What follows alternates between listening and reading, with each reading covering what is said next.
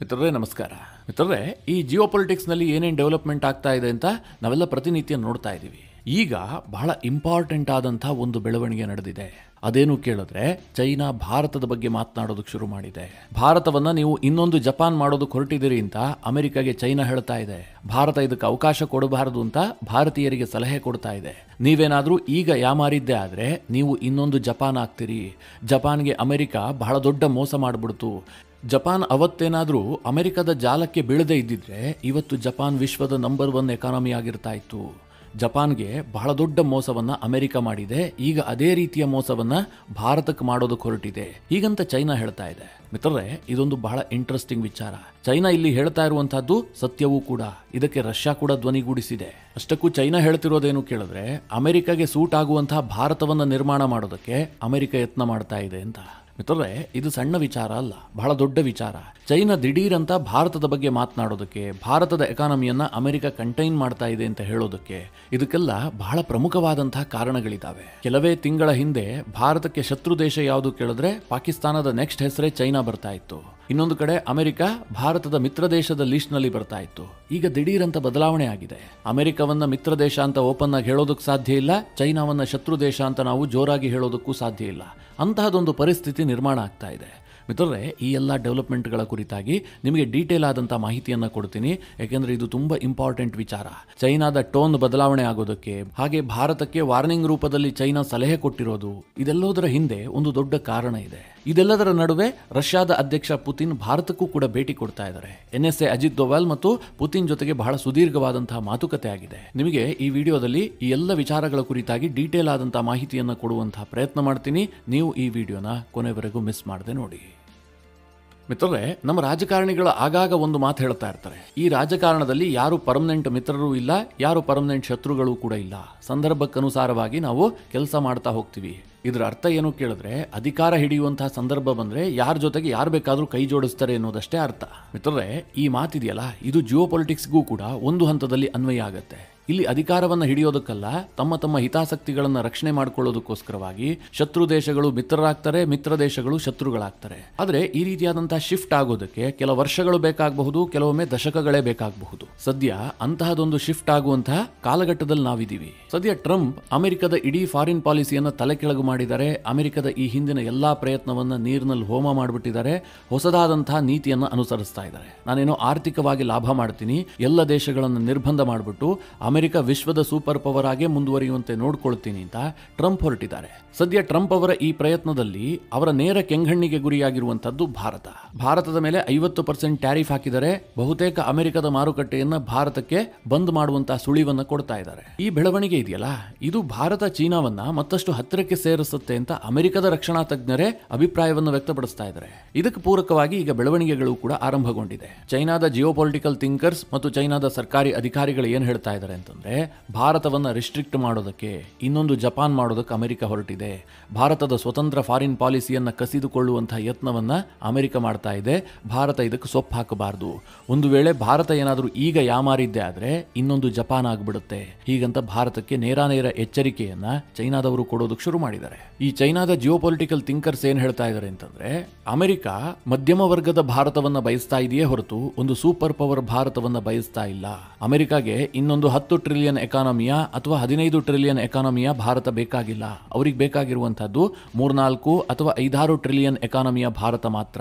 ಒಂದು ವೇಳೆ ಭಾರತ ಏನಾದ್ರೂ 10 ಟ್ರಿಲಿಯನ್ ಎಕಾನಮಿಯನ್ನ ದಾಟ್ತಾ ಇದ್ದ ಹಾಗೆ ಅದು ಅಮೆರಿಕಾಗೆ ಸೂಟ್ ಆಗೋದಿಲ್ಲ. ಯಾಕೆ ಅಂತಂದ್ರೆ ಭಾರತ ಬಹಳ ಸ್ವತಂತ್ರವಾದಂತಹ ಫಾರಿನ್ ಪಾಲಿಸಿಯನ್ನ ಅಡಾಪ್ಟ್ ಮಾಡಿಕೊಳ್ಳುತ್ತೆ. ಅಮೆರಿಕದ ಯಾವುದೇ ಮಾತಿಗೂ ಕೂಡ ಭಾರತ ಸೊಪ್ಪು ಹಾಕೋದಿಲ್ಲ.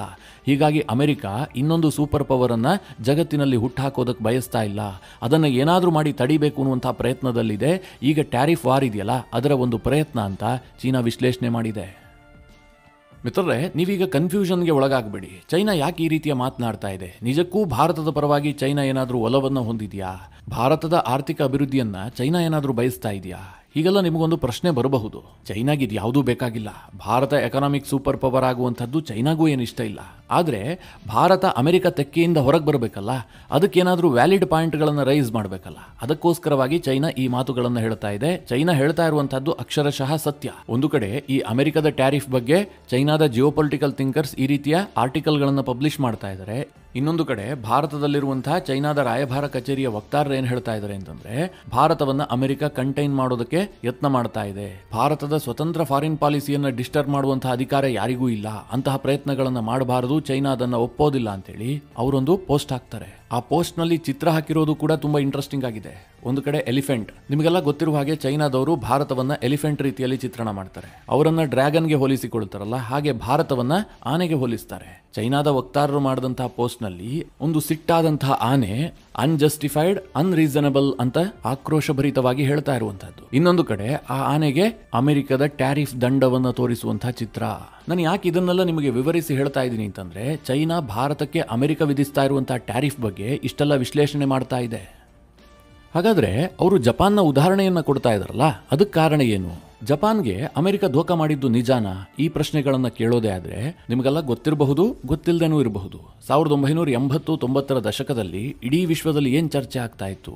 ಜಪಾನ್ ಇಂದಲ್ಲ ನಾಳೆ ಅಮೆರಿಕವನ್ನ ಬೀಟ್ ಮಾಡುತ್ತೆ. 1995ರ ವೇಳೆಗಂತೂ ಕೆಲ ಪಾಶ್ಚಿಮಾತ್ಯ ಪತ್ರಿಕೆಗಳೇ ಆರ್ಟಿಕಲ್ಗಳನ್ನು ಪಬ್ಲಿಷ್ ಮಾಡ್ತಾ ಇದ್ವು, 2000ದ ವೇಳೆಗೆ ಜಪಾನ್ ಅಮೆರಿಕವನ್ನ ಬೀಟ್ ಮಾಡುತ್ತೆ ಅಂತ. ಆ ಮಟ್ಟಿಗೆ ಜಪಾನ್ನ ಆರ್ಥಿಕ ವೇಗ ಇತ್ತು, ಜಪಾನ್ನ GDP ಗ್ರೋತ್ ರೇಟ್ ಇತ್ತಲ್ಲ, ಇದಕ್ಕೆ ವಿಶ್ವದ ಯಾವುದೇ ದೇಶಗಳು ಕೂಡ ಸರಿಸಮ ಇರಲಿಲ್ಲ. ಆ ರೀತಿಯ ನಾಗಾಲೋಟದಲ್ಲಿ ಜಪಾನ್ನ ಆರ್ಥಿಕತೆ ಮುನ್ನುಗ್ತಾ ಇತ್ತು. ಈಗ ಅಮೆರಿಕ ಚೈನಾ ಬಗ್ಗೆ ತಲೆ ಕೆಡಿಸ್ಕೊಂಡಿದೆಯಲ್ಲ, ಅದೇ ರೀತಿಯಾಗಿ ಆಗ ಅಮೆರಿಕ ಜಪಾನ್ ಬಗ್ಗೆ ತಲೆ ಕೆಡಿಸ್ಕೊಂಡಿತ್ತು. ಜಪಾನ್ ನಮ್ಮನ್ನ ಬೀಟ್ ಮಾಡಿಬಿಡುತ್ತೆ. ಒಂದು ಕಾಲದಲ್ಲಿ ನಾವು ಹಿರೋಶಿಮಾ ನಾಗಸಾಕಿ ಮೇಲೆ ಅಣುಬಾಂಬ್ ಹಾಕ್ಬಿಟ್ಟು ಆ ದೇಶವನ್ನ ಶರಣಾಗತಿ ಮಾಡಿಸಿದ್ವಿ. ಅಂತಹದೊಂದು ದೇಶ ನಮ್ಮನ್ನ ಆರ್ಥಿಕವಾಗಿ ಬೀಟ್ ಮಾಡುತ್ತೆ ಅಂತಂದ್ರೆ ನಾವು ಅದಕ್ಕೆ ಅವಕಾಶ ಕೊಡಬಾರ್ದು ಅಂತ US ಅನೇಕ ರೀತಿಯಲ್ಲಿ ಪ್ರಯತ್ನ ಮಾಡಿದೆ. ಜಪಾನ್ ಕೂಡ ಗೊತ್ತೋ ಗೊತ್ತಿಲ್ಲದೆಯೋ ಅಮೆರಿಕ ಜಾಲಕ್ಕೆ ಬಿದ್ದು ಬಿಡ್ತು. ಜಪಾನ್ಗೆ ಬಹಳ ದೊಡ್ಡ ಹೊಡೆತ ಕೊಟ್ಟಿದ್ದು 1985ರ ಪ್ಲಾಜಾ ಒಪ್ಪಂದ. ಈ ಒಪ್ಪಂದದಲ್ಲಿ ಅಮೆರಿಕ ಏನು ಕುತಂತ್ರ ಮಾಡುತ್ತೆ ಗೊತ್ತಾ? ಜಪಾನ್ನ ಎನ್ ಕರೆನ್ಸಿ ಇದೆಯಲ್ಲ, ಅದರ ವ್ಯಾಲ್ಯೂವನ್ನು ಹೆಚ್ಚಳ ಮಾಡುವಂತೆ ತೀವ್ರವಾಗಿ ಒತ್ತಡ ಹಾಕುತ್ತೆ. ಈ ಒಪ್ಪಂದದಲ್ಲಿ ಆ ನಿರ್ಧಾರಕ್ಕೂ ಕೂಡ ಬರಲಾಗತ್ತೆ.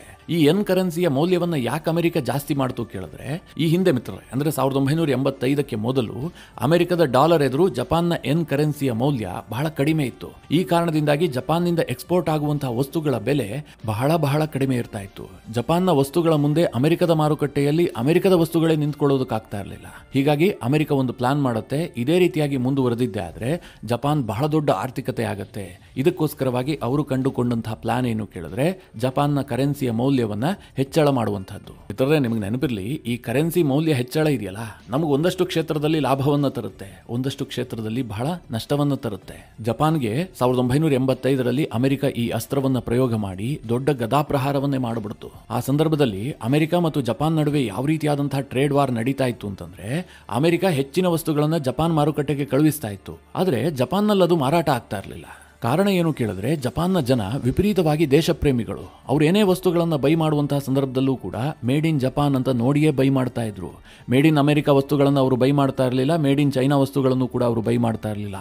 ಅಷ್ಟರ ಮಟ್ಟಿಗೆ ಅವರು ದೇಶ ಪ್ರೇಮಿಗಳು. ಆದರೆ ಅಮೆರಿಕನ್ನರು ಹಾಗಲ್ಲ. ಅಮೆರಿಕನ್ನರಿಗೆ ಯಾವುದು ಕಡಿಮೆಗೆ ಸಿಗುತ್ತೆ, ಯಾವುದು ಒಳ್ಳೆ ಟೆಕ್ನಾಲಜಿ, ಅದನ್ನು ಬೈ ಮಾಡ್ತಾರೆ. ಅವರಿಗೇನು ಅಷ್ಟೆಲ್ಲ ದೇಶ ಪ್ರೇಮ ಇದೆ, ದೇಶದ ವಸ್ತುಗಳನ್ನೇ ಕೊಳ್ಳಬೇಕು, ಆ ರೀತಿಯ ಮನಸ್ಥಿತಿಯವರು ಅಮೆರಿಕದವರು ಅಲ್ವೇ ಅಲ್ಲ. ಈ ಕಾರಣದಿಂದಾಗಿ ಜಪಾನ್ ವಿಪರೀತವಾದಂತಹ ಟ್ರೇಡ್ ಪ್ಲಸ್ ಅನ್ನ ಅಮೆರಿಕದೊಂದಿಗೆ ಹೊಂದಿತ್ತು. ಇದು ಅಮೆರಿಕವನ್ನ ಡಿಸ್ಟರ್ಬ್ ಮಾಡೋದಕ್ಕೆ ಶುರು ಮಾಡಿತು. ನಮ್ಮ ಕಾರಣದಿಂದಾಗಿಯೇ ಜಪಾನ್ ಸಿಕ್ಕಾಪಟ್ಟೆ ವೇಗವಾಗಿ ಮುನ್ನುಗ್ತಾ ಇದೆ. ಇವತ್ತಲ್ಲ ನಾಳೆ ಅವರು ನಮ್ಮನ್ನ ಹಿಂದೆ ಹಾಕಿಬಿಡ್ತಾರೆ, ಆರ್ಥಿಕವಾಗಿ ಸೂಪರ್ ಪವರ್ ಆಗ್ತಾರೆ ಅಂತ. ಅದಕ್ಕೋಸ್ಕರವಾಗಿ ಅಮೆರಿಕ ಇನ್ನಿಲ್ಲದಂತಹ ಒಪ್ಪಂದಗಳನ್ನು ಮಾಡಿಕೊಂಡು ಜಪಾನನ್ನು ಕಂಟೈನ್ ಮಾಡುವಂತಹ ಕೆಲಸ ಮಾಡ್ತು. ಇದರ ಪರಿಣಾಮ ಏನಾಗಿದೆ ಅನ್ನುವಂಥದ್ದು ನಿಮ್ಮ ಕಣ್ಣ ಮುಂದೆಯೇ ಇದೆ. ಮಿತ್ರರೇ, ಜಪಾನ್ ಕೆಲವೇ ವರ್ಷಗಳ ಹಿಂದೆ ವಿಶ್ವದ 3ನೇ ಅತಿದೊಡ್ಡ ಆರ್ಥಿಕ ಶಕ್ತಿಯಾಗಿತ್ತು. ಇವತ್ತೆಲ್ಲಿದ್ದಾರೆ? ವಿಶ್ವದ 5ನೇ ಅತಿದೊಡ್ಡ ಆರ್ಥಿಕ ಶಕ್ತಿಯಾಗಿದ್ದಾರೆ. ಮೊದಲಿಗೆ ಜರ್ಮನಿ ಜಪಾನನ್ನ ಬೀಟ್ ಮಾಡ್ತು. ಇವತ್ತು ಭಾರತ ಜಪಾನನ್ನ ಬೀಟ್ ಮಾಡಿ 4ನೇ ಸ್ಥಾನಕ್ಕೆ ಬಂದಿದೆ. ಇದಕ್ಕೆ ಚೈನಾ ಏನು ಹೇಳ್ತಾ ಇದೆ ಅಂತಂದ್ರೆ, ಜಪಾನ್ನ ಇವತ್ತಿನ ಪರಿಸ್ಥಿತಿಗೆ ಅಮೆರಿಕ ನೇರ ಕಾರಣ. ಅಮೆರಿಕ ವಿಧಿಸಿದಂತಹ ಕೆಲವೊಂದಷ್ಟು ನಿರ್ಬಂಧಗಳು, ಜೊತೆಗೆ ಜಪಾನ್ ಇದನ್ನು ಅರ್ಥ ಮಾಡಿಕೊಳ್ಳದೆ ಅಮೆರಿಕ ಜಾಲಕ್ಕೆ ಬಿದ್ದಿದ್ದು. ಹೀಗಾಗಿ ಜಪಾನ್ನ ಆರ್ಥಿಕ ಪರಿಸ್ಥಿತಿ ಹೀಗಾಗಿದೆ. ಇವತ್ತು ಭಾರತವನ್ನೂ ಕೂಡ ಇದೇ ರೀತಿಯಾಗಿ ಜಾಲಕ್ಕೆ ಬೀಳಿಸೋದಕ್ಕೆ ಅಮೆರಿಕ ಯತ್ನ ಮಾಡ್ತಾ ಇದೆ. ಹೀಗಾಗಿ ಭಾರತ ಬಹಳ ಎಚ್ಚರಿಕೆಯಿಂದ ಇರಬೇಕು. ಅಮೆರಿಕ ಸೂಪರ್ ಪವರ್ ಭಾರತವನ್ನು ಬಯಸ್ತಾ ಇಲ್ಲ. ಹೀಗಂತ ಚೈನಾ ಭಾರತಕ್ಕೆ ಸಲಹೆ ರೂಪದಲ್ಲಿ ವಾರ್ನಿಂಗ್ ಅನ್ನು ಕೊಡ್ತಾ ಇದೆ. ಮಿತ್ರರೇ, ಇಲ್ಲಿ ಚೈನಾ ಹೇಳ್ತಿರೋದು ಸತ್ಯ. ಹಾಗಂತ ಚೈನಾಗೇನು ಭಾರತದ ಬಗ್ಗೆ ಇಷ್ಟೊಂದು ಪ್ರೀತಿ ಕೇಳಿದ್ರೆ, ಭಾರತ ಅಮೆರಿಕದೊಂದಿಗಾಗ್ಲಿ ಅಥವಾ ಪಾಶ್ಚಿಮಾತ್ಯ ಶಕ್ತಿಗಳೊಂದಿಗಾಗ್ಲಿ ಗುರುತಿಸಿಕೊಳ್ಳುವಂತಹದ್ದು ಚೈನಾಗಿಷ್ಟ ಇಲ್ಲ. ಚೈನಾಗಿರುವಂತಹದ್ದು ಸ್ಟ್ರಾಟಜಿಕ್ ಇಂಟ್ರೆಸ್ಟ್, ಎಕನಾಮಿಕ್ ಇಂಟ್ರೆಸ್ಟ್ ಅಲ್ಲ. ಇಲ್ಲಿ ಕೇವಲ ಸ್ಟ್ರಾಟಜಿಕ್ ಇಂಟ್ರೆಸ್ಟ್ ಚೈನಾಗಿದೆ. ಇದೇ ಕಾರಣದಿಂದ ಚೈನಾ ಈಗ ಭಾರತಕ್ಕೆ ಬೆಂಬಲ ಸೂಚಿಸುವಂತಹ ನಿರ್ಧಾರಕ್ಕೆ ಬಂದಿದೆ. ಜೊತೆಗೆ ಇನ್ನೊಂದು ಬೆಳವಣಿಗೆಗಳು ಕೂಡ ಇದಕ್ಕೆ ಪೂರಕವಾಗಿದೆ. ಅದೇನು ಕೇಳಿದ್ರೆ, ಭಾರತದ ಪ್ರಧಾನಿ ಇದೇ ತಿಂಗಳ ಅಂತ್ಯದಲ್ಲಿ ಚೈನಾ ಪ್ರವಾಸ ಕೈಗೊಳ್ತಾರೆ. ಚೈನಾದಲ್ಲಿ ನಡೆಯುವಂತಹ SCO ಶೃಂಗಸಭೆಯಲ್ಲಿ ಮೋದಿ ಭಾಗಿಯಾಗ್ತಾರೆ. ಈ ಸಂದರ್ಭದಲ್ಲಿ ಕ್ಸಿ ಜಿನ್ಪಿಂಗ್ ಮತ್ತು ಮೋದಿಯ ನಡುವೆ 1-to-1 ಮಾತುಕತೆ ಕೂಡ ಆಗೋದಕ್ಕಿದೆ. ಅದಕ್ಕೋಸ್ಕರವಾಗಿ ಚೈನಾ ಈ ರೀತಿಯ ಸಿಹಿ ಮಾತುಗಳನ್ನಾಡ್ತಾ ಗ್ರೌಂಡ್ ಕ್ಲಿಯರ್ ಮಾಡ್ಕೊಳ್ತಾ ಇದೆ. ಮಿತ್ರರೇ, ನಿಮಗೆ ನೆನಪಿರಲಿ, ಚೈನಾ ಏನೋ ಈಗ ಈ ಮಾತುಗಳನ್ನು ಹೇಳ್ತಾ ಇದೆ. ಭಾರತಕ್ಕೆ ರಷ್ಯಾ ಈ ಹಿಂದೆಯೇ ಇಂತಹ ಅನೇಕ ಎಚ್ಚರಿಕೆಗಳನ್ನು ಕೊಟ್ಟಿದೆ. ನೀವು ಅಮೆರಿಕ ಜೊತೆಗೆ ಬಹಳ ಜಾಗರೂಕತೆಯಿಂದ ಇರಬೇಕು, ನಿಮ್ಮ ಎಕಾನಮಿಯ ಬೆಳವಣಿಗೆ ಅಮೆರಿಕಾಗೆ ಹಿಡಿಸ್ತಾ ಇಲ್ಲ ಅಂತ. ತೀರಾ ಇತ್ತೀಚೆಗೂ ಕೂಡ ರಷ್ಯಾದ ಜಿಯೋಪೊಲಿಟಿಕಲ್ ಥಿಂಕರ್ ಭಾರತಕ್ಕೆ ಈ ರೀತಿಯ ಎಚ್ಚರಿಕೆಯನ್ನು ಕೊಟ್ಟಿದ್ರು. ಆಂಡ್ರ್ಯೂ ಕೊರಿಬೊಕೋವ್ ಅನ್ನುವಂತಹ ರಷ್ಯಾದ ಖ್ಯಾತ ಜಿಯೋಪೊಲಿಟಿಕಲ್ ಥಿಂಕರ್. ಇವರು ಹುಟ್ಟಿದ್ದು ಅಮೆರಿಕಾದಲ್ಲಿ, ಆದರೆ ಇವರು ರಷ್ಯಾದಲ್ಲೇ ವಾಸ ಮಾಡ್ತಾ ಇದ್ದಾರೆ. ರಷ್ಯಾದಲ್ಲಿ ಬಹಳ ದೊಡ್ಡ ಹೆಸರು. ಇವರು ಜುಲೈನಲ್ಲಿ ಒಂದು ಆರ್ಟಿಕಲ್ ಅನ್ನು ಪಬ್ಲಿಷ್ ಮಾಡಿದ್ರು. ಅವ್ರೇನ್ ಹೇಳಿದ್ರು ಅಂತಂದ್ರೆ, ಟ್ರಂಪ್ ಅವರ ಈ ಪಾಕ್ ಬೆಂಬಲ ಇರಬಹುದು, ಟ್ಯಾರಿಫ್ ಇರಬಹುದು, ಇದು ಕೇವಲ ಲಾಭದ ದೃಷ್ಟಿಯಿಂದ ಮಾತ್ರ ಮಾಡ್ತಾ ಇಲ್ಲ, ಇದು ಭವಿಷ್ಯದ ದೃಷ್ಟಿಯಿಂದ ಟ್ರಂಪ್ ಮಾಡ್ತಾ ಇರುವಂತಹ ನಿರ್ಧಾರ. ಭಾರತ ಸೂಪರ್ ಪವರ್ ಆಗಬಾರದು, ವಿಶ್ವದಲ್ಲಿ ಇನ್ನೊಂದು ದೇಶ ಸೂಪರ್ ಪವರ್ ಲೀಸ್ಟ್ಗೆ ಸೇರ್ಕೊಳ್ಬಾರದು ಅನ್ನೋದಷ್ಟೇ ಅಮೆರಿಕದ ಹಿತಾಸಕ್ತಿ. Bharat Japan, Germany, UK, France ನಂತಹ ಒಂದು ಮಧ್ಯಮ ವರ್ಗದ ದೇಶವಾಗಿ ಕಂಟಿನ್ಯೂ ಆಗಬೇಕು ಅಂತ ಅಮೆರಿಕ ಬಯಸ್ತಾ ಇದೆ. ಇದನ್ನ ಭಾರತ ಅರ್ಥ ಮಾಡ್ಕೊಳ್ಬೇಕು ಅಂತ ಹೇಳಿ ಆಂಡ್ರ್ಯೂ ಕೊರಿಬೊಕೋವ್ ಅನ್ನುವಂತಹ ರಷ್ಯಾದ ಜಿಯೋಪೊಲಿಟಿಕಲ್ ಥಿಂಕರ್ ತನ್ನ ಆರ್ಟಿಕಲ್ ನಲ್ಲಿ ಈ ವಿಚಾರವನ್ನ ಪ್ರಸ್ತಾಪ ಮಾಡಿದ್ರು. ಒಟ್ನಲ್ಲಿ ಮಿತ್ರರೇ, ಈ ಟ್ಯಾರಿಫ್ ಯುದ್ಧ ಇದೆಯಲ್ಲ, ಇದು ಯಾವ ಹಂತಕ್ಕೆ ಹೋಗಿ ನಿಲ್ಲುತ್ತೆ ಅಂತ ಹೇಳೋದಕ್ಕೆ ಸಾಧ್ಯ ಇಲ್ಲ. ಒಂದಂತೂ ಹೇಳಬಹುದು, ವಿಶ್ವದಲ್ಲಿ ಅನೇಕ ಬದಲಾವಣೆಗಳಿಗೆ ಕಾರಣ ಆಗತ್ತೆ ಅಂತ. ಅದಕ್ಕೆ ಪೂರಕವಾದಂತಹ ಬೆಳವಣಿಗೆಗಳು ಈಗಾಗಲೇ ನಡೆಯೋದಕ್ಕೆ ಶುರುವಾಗಿದೆ. ಭಾರತದ ಭದ್ರತಾ ಸಲಹೆಗಾರ ಅಜಿತ್ ದೋವಲ್ ರಷ್ಯಾ ಪ್ರವಾಸವನ್ನ ಕೈಗೊಂಡಿದ್ರು. ಅಲ್ಲಿ ಪುತಿನ್ರನ್ನ ಭೇಟಿಯಾದ್ರು. ಪುತಿನ್ಗೆ ಭಾರತಕ್ಕೆ ಬರುವಂತೆ ಅವರು ಇನ್ವೈಟ್ ಕೂಡ ಮಾಡಿದ್ರು. ಈ ಇನ್ವಿಟೇಷನ್ ಅನ್ನ ರಷ್ಯಾ ಈಗಾಗಲೇ ಒಪ್ಕೊಂಡಿದೆ. ಪುತಿನ್ ಭಾರತ ಪ್ರವಾಸವನ್ನ ಮಾಡೋದಕ್ಕೆ ಒಪ್ಕೊಂಡಿದ್ದಾರೆ. ನಿಮಗೆ ನೆನಪಿರಲಿ, ಉಕ್ರೇನ್ ಮತ್ತು ರಷ್ಯಾ ಯುದ್ಧ ಆರಂಭವಾದ ಬಳಿಕ ಪುತಿನ್ ಭಾರತಕ್ಕೆ ಬಂದೇ ಇಲ್ಲ. ಭಾರತದಲ್ಲಿ G20 ಸಮಾವೇಶ ಆದ್ರೂ ಕೂಡ ಪುತಿನ್ ಬಂದಿಲ್ಲ, ಗೈರ್ಹಾಜರೇ ಆಗಿದ್ರು. ಈಗ ಪುತಿನ್ ಭಾರತಕ್ಕೆ ಬರ್ತಾ ಇರುವಂತಹ ಟೈಮಿಂಗ್ ಇದೆಯಲ್ಲ, ಇದು ತೀರಾ ಇಂಪಾರ್ಟೆನ್ಸ್ ಅನ್ನ ಪಡೆದುಕೊಂಡಿದೆ.